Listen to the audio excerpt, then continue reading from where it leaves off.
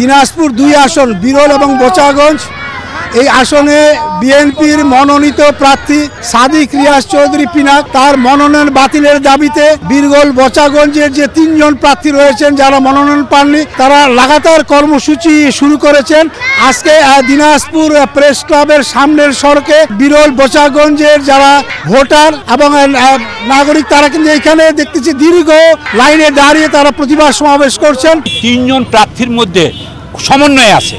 এই 3 জন প্রার্থীর মধ্যে যে কোনো একজনকে আপনারা যদি ওনারা যদি আমাদের মনোনয়ন দেয়, আমাদের বিরলবাসী এবং সেতাবগঞ্জবাসী ঐক্যবদ্ধভাবে নির্বাচন করবে।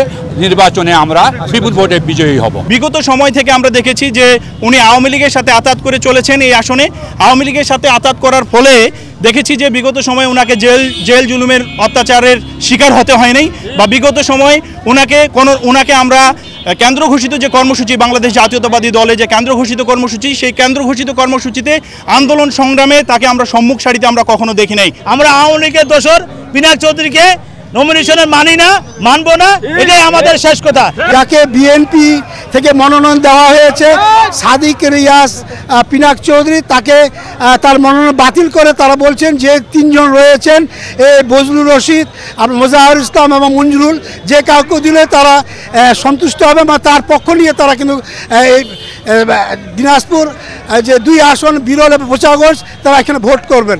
গোলাম নবী দুলাল, সময় সংবাদ, দিনাজপুর।